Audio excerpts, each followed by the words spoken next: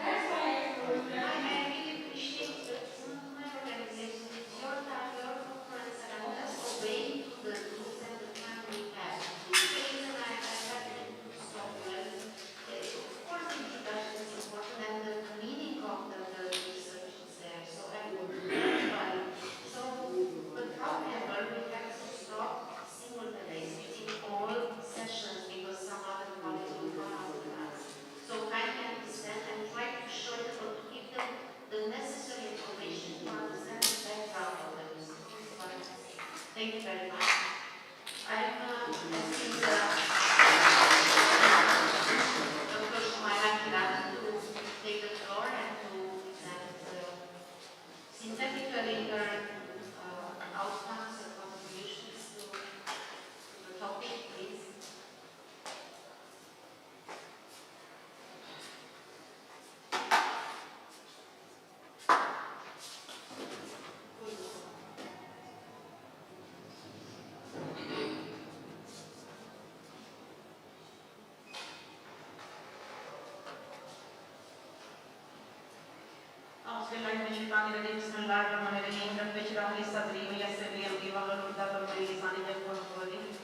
First of all, thank you to organizers for giving me the opportunity to present my work here. Okay.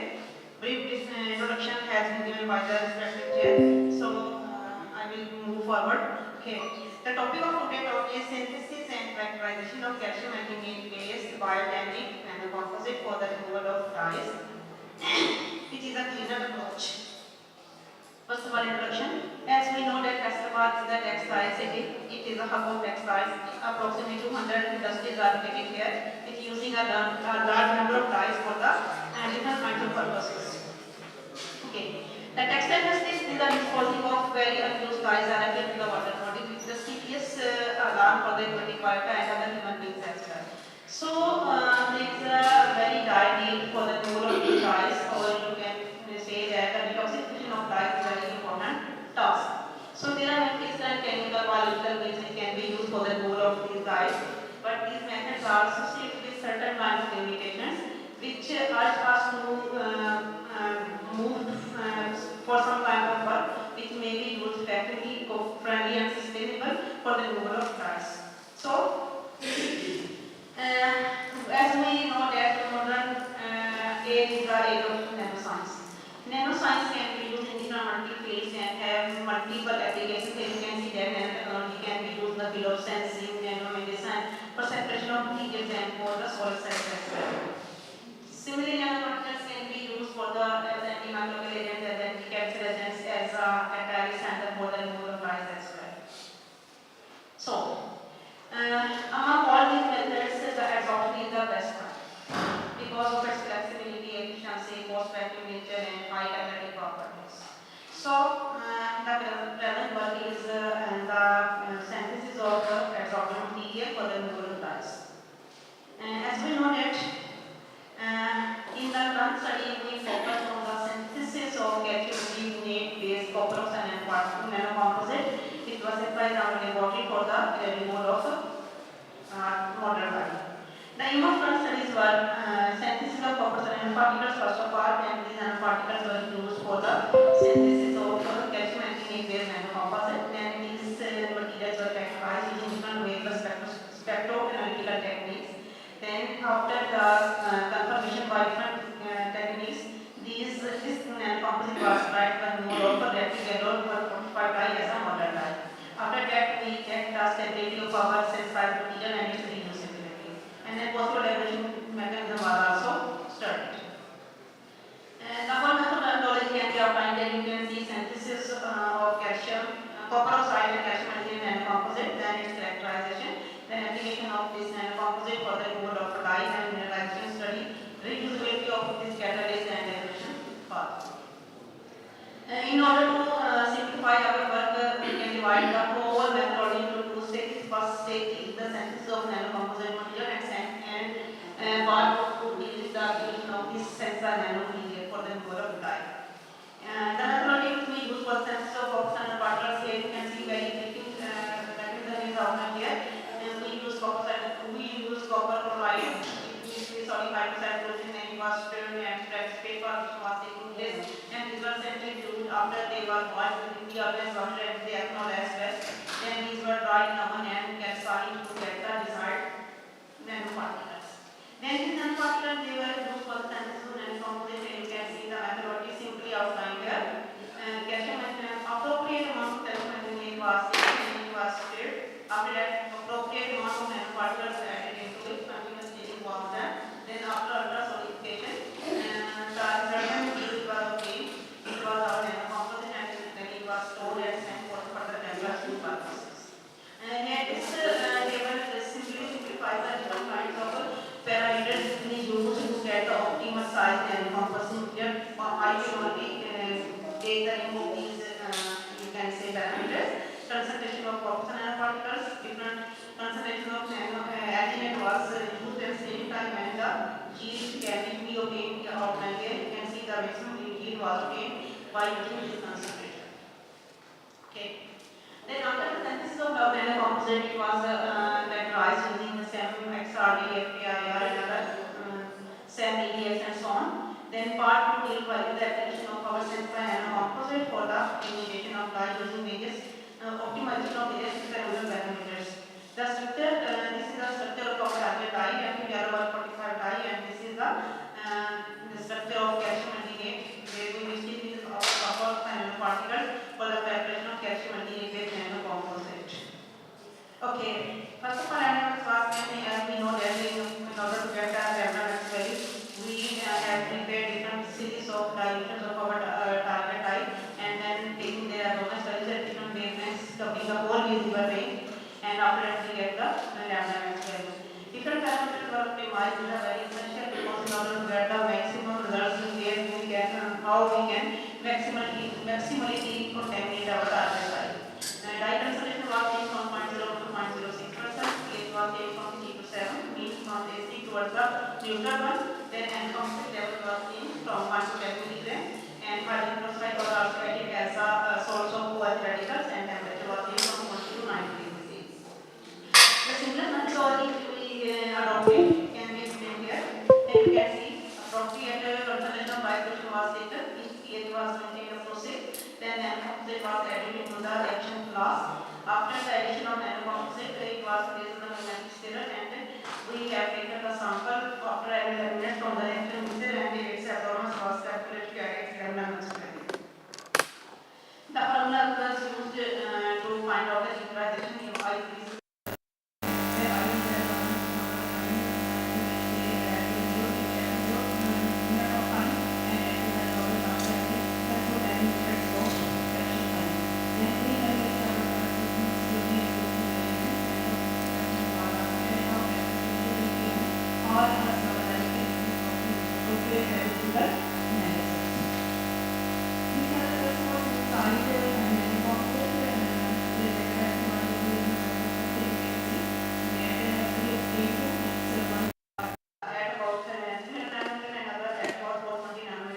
after comparing the results with the related we confirm the senses of our nano composite.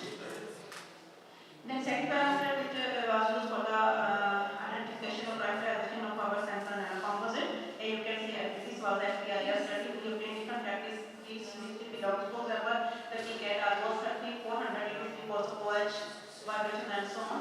The peak which was obtained at 1637 per centimeter is the characteristics of our nano composite material.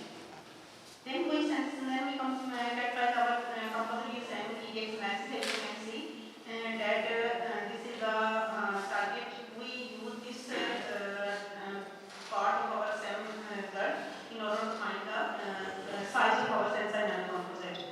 Then both technique was used for the characterization of our sensor images or XRD analysis. You can see different peaks were observed.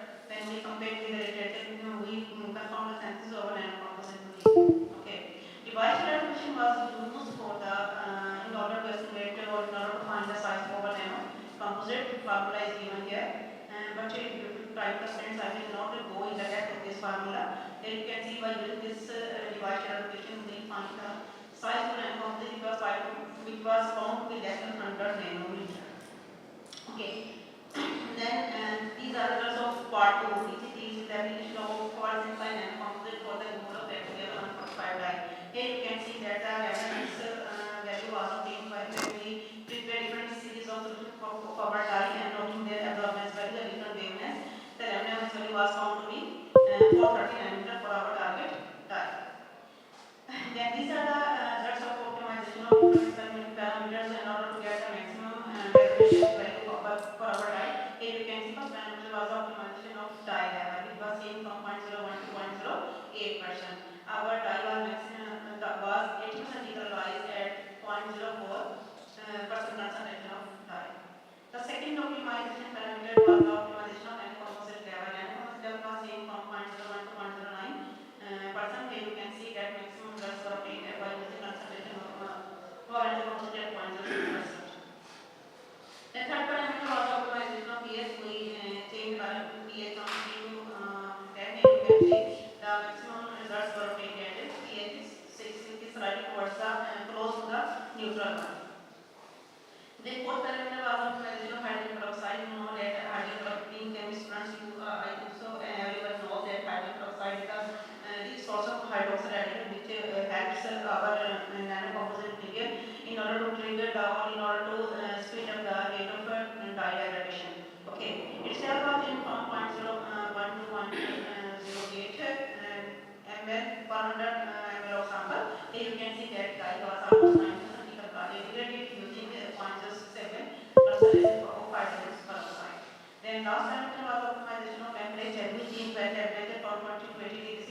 Here you can see that optimal results were obtained at 80 degrees C of temperature. Okay. Then next was optimization of reaction time, which is very important parameter. We changed the reaction time from 20 to 80 minutes. Here you can see that maximum almost 98 dye was degraded at the 98 point something, but shown almost 98 point something at 80 minutes of reaction contact time. Then we evaluated its reusability. As we know that reusability test helps to identify the stability of our synthesized nanocomposite material. We use them. We can say that we can see from the graph that our nanocomposite show almost constant results till the 5 cycles of its reuse. So it shows the reusability up to 5 cycles indicates its chemical stability. Okay, then we evaluated our results using chemical oxygen one and chemical measurements. You can see we have carried out experiments at different contact periods of time. The maximum CO2 reduction values was obtained at 16 contact time. Here you can see the CO2 reduction percentage was found to be 95% and POC reduction value was found to be 92%. Okay, I think this slide has been indicated.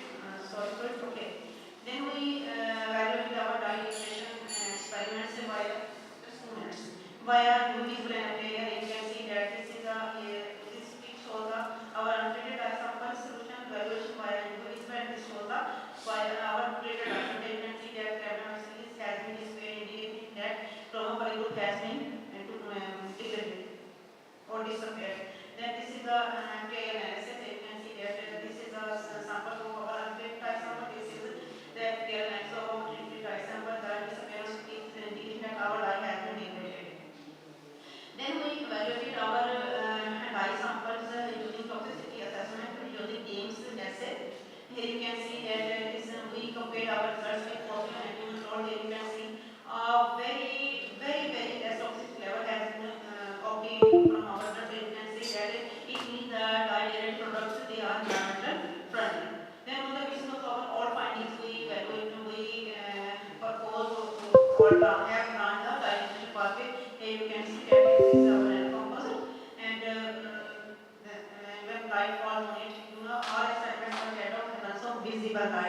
So electrons can be moved from low to high band these electrons.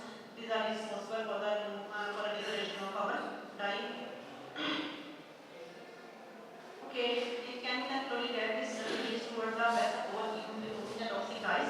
In this study, the copper nanoparticle has been used mistakenly has been written as cobalt has been written mistakenly. Okay, these are the optimal conditions, and we obtain almost 98 point something percent of dye has been degraded using the sensile nanocomposite material. And it was also studied that because our nanocomposite is stable up to 5 cycles, it means it is can be used for other removal of the contaminants as well. This is a publication from this work which has been published recently. It is a series of work, but it is this part is from my PhD student who has published his work in the last year. Can you capture the atmosphere? Thank you.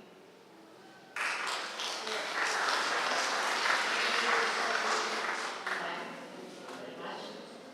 And I think Mama Marcial has this research. So you will have to have the same speed of. Oh, it's like the ladies before.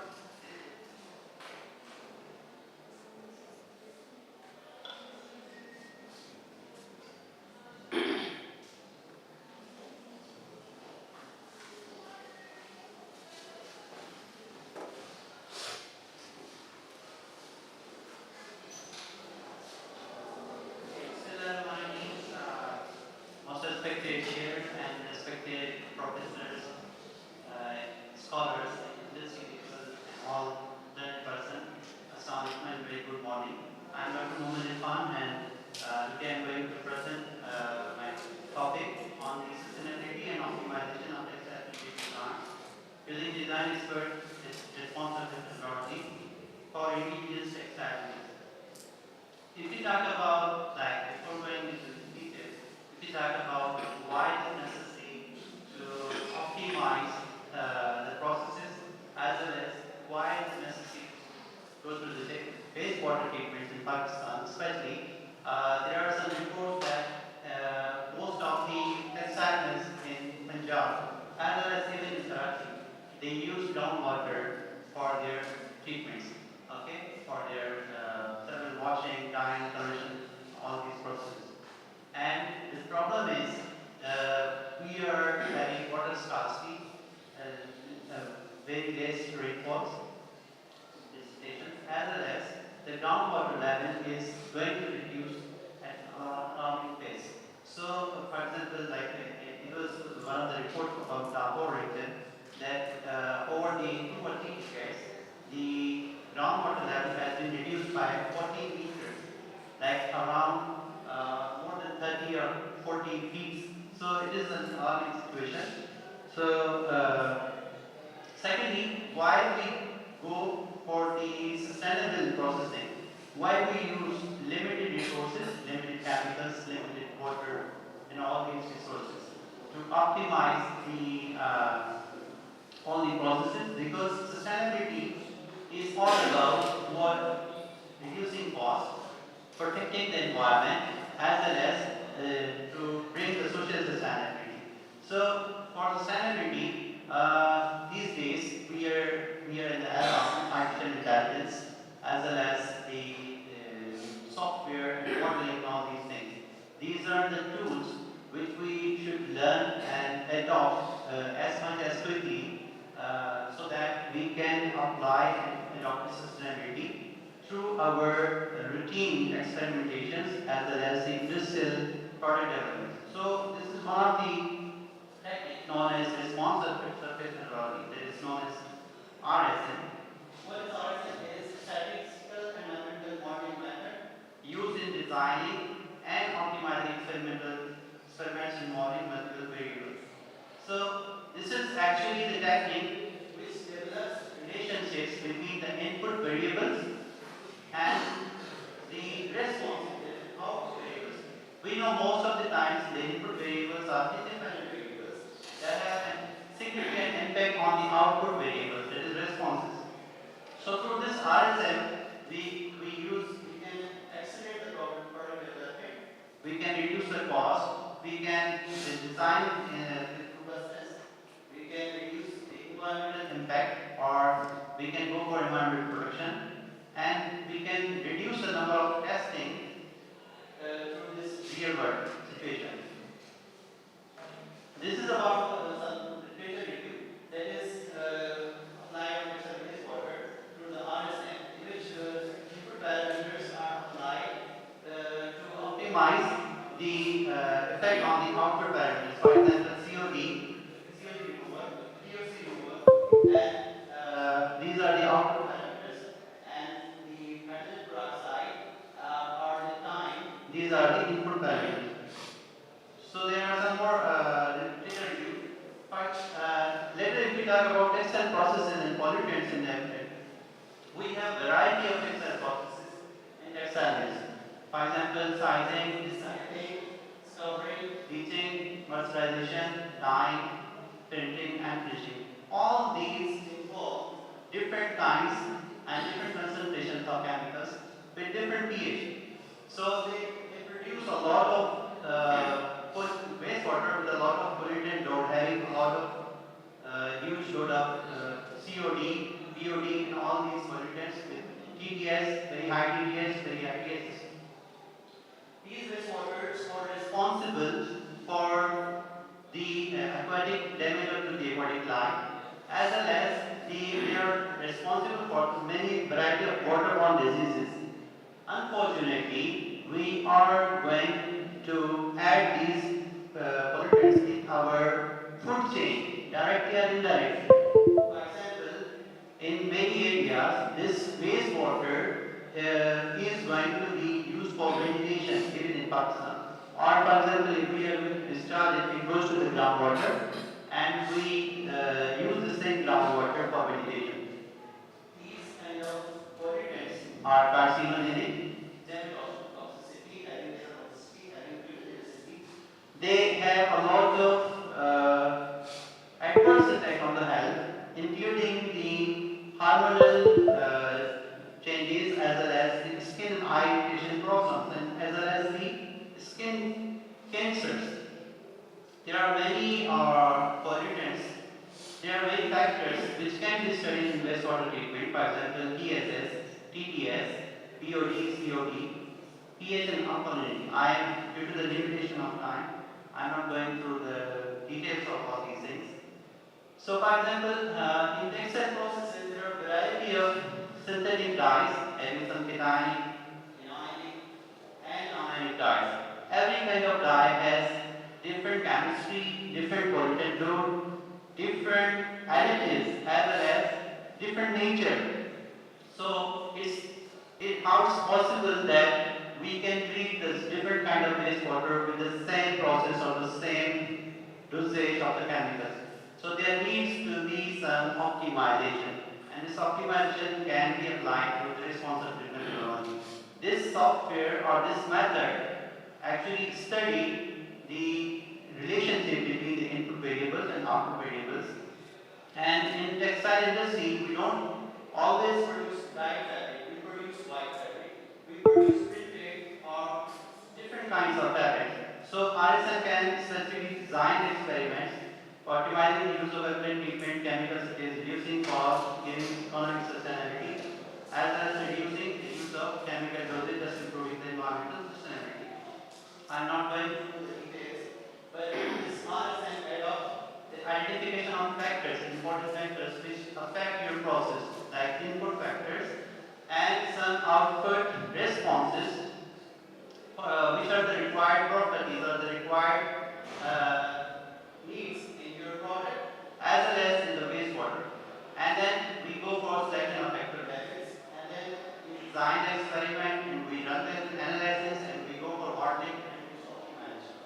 So these are different stages of how the responsive methodology works through the design expert software.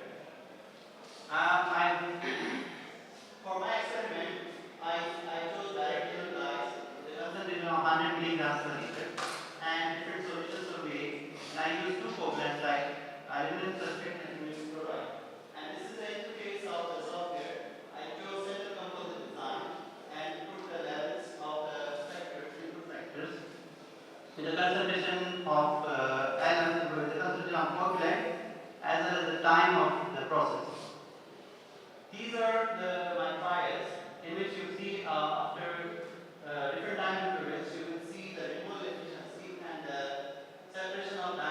through the water is giving you the clear image.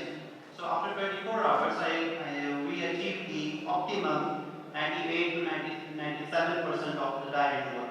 This is about the analysis of removal of aerosol, yellow dyes, aluminum chloride. This aluminum chloride is one of the effective coagulants, but it doesn't work for many other dyes. Anyway, for different dyes, there are many polymer-based coagulants or very efficient coagulants being developed by chemical industries.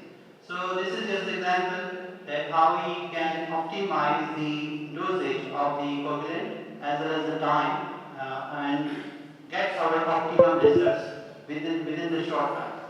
So this is about the 3D graph showing us the optimum results here, and this is the comparative graph. And these are the statistical values showing us the significance of the model. This is the model I achieved for aluminum chloride. This is the removal efficiency. It's 55 plus 20.17 on all these factors.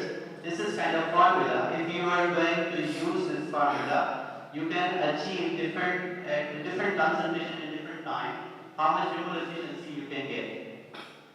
And the p values are also significant, which are less than 0.05. And you can see the p value is less than 0.001. This is very significant. The model is significant because of the p value. The f value is also very significant, and the weighted R squared and the edge star squared have a difference of less than 0.2, which is also in the agreement that this model is significant. Similarly, these are the graphs I achieved through the RSM for indosol yellow diazide alum, in which also you see as a dosage of alum and time increases, the efficiency of the dye removal efficiency is increased. These are again the contrast graph shows us the red color having highest efficiency and the blue color having the lowest efficiency. This is about the statistical values of the analysis of removal of indosol yellow with alum. You see here again our model is significant, having the p value less than 0.0001, and the R squared is significant and adjusted R squared are also in the agreement because they have the difference of less than 0.2, and the F value is also significant. This is again the model for the removal efficiency of the yellow dye indosol with alum. So using this model, you can predict and you can evaluate before going to do an experiment how much your removal efficiency will be at different concentration of alum as well as using different time. This is about the conclusion. Process optimization has remained pivotal and vital significant for sustainability in business growth, as this can save energy and capital of business. If you can save money, if you can save environment, this is the optimum sustainability, right? If you optimize your profit and if you optimize your time, reduce the time, reduce the usage of chemicals, number of experiments, it is reduced sustainability. Using statistical analysis methods, it helps save use chemicals, energy, and overall optimize the process to save the time, money, and human resource.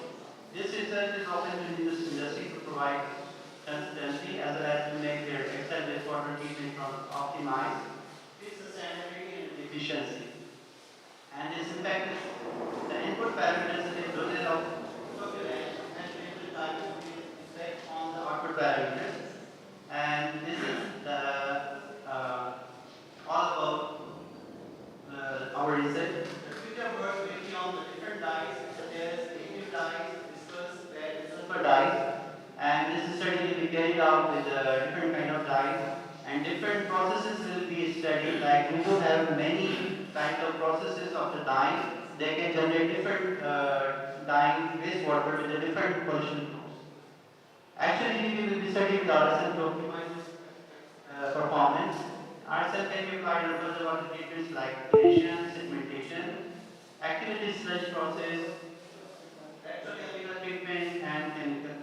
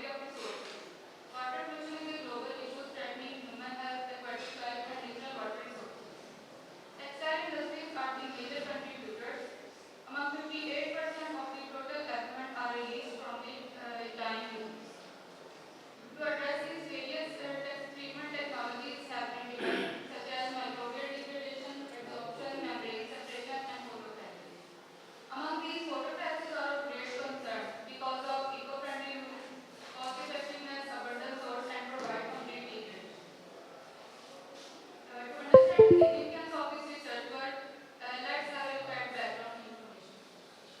Various types of nanomaterials used as a photocatalyst, such as dendrimers, carbon nanotubes, quantum dots, graphene, etc. Among these, carbon quantum dots grab the attention of this researcher. Carbon quantum dots are the nanoscale carbon-based materials having size smaller than 10 nanometer, exhibit strong photoluminescence, high stability, and tunable surface. Their small size and unique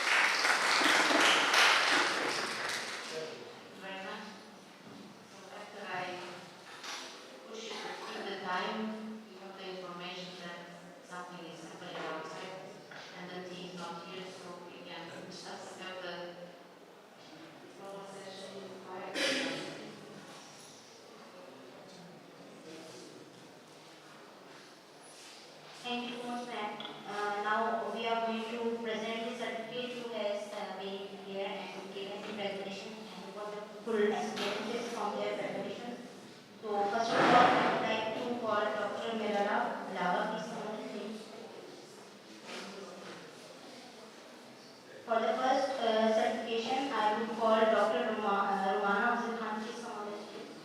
Thank you, ma'am.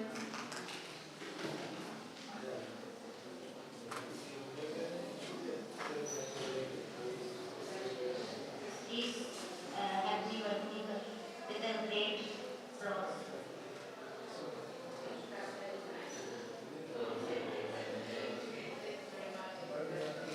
Now, Dr. Shagufta Kamal.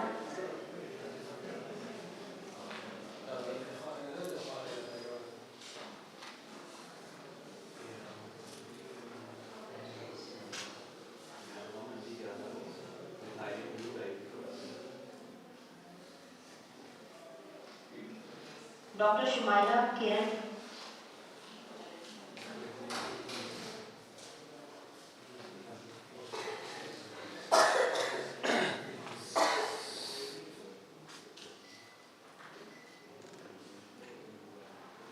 Dr. Muhammad Irfan Sian.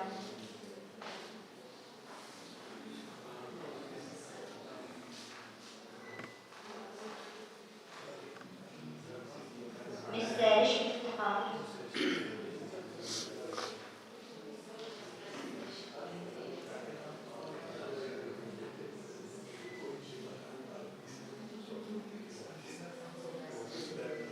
Now I would request Dr. Zakir please come on the stage and give the certificate to them.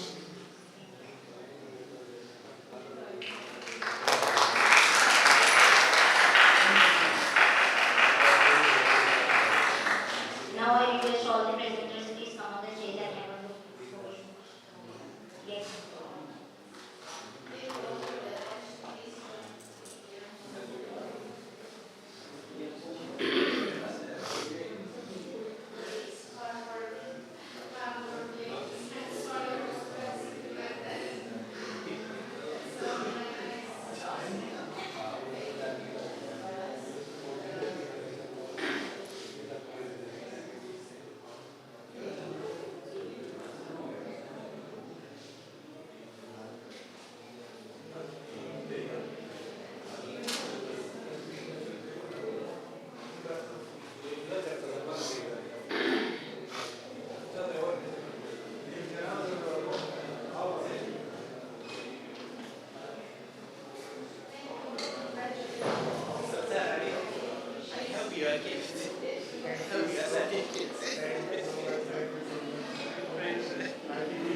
Everyone please be seated. Due to heaviness, there is a delay. Tea break after 10 minutes. The management team will sort you out by their self. Please wait for a while. Round about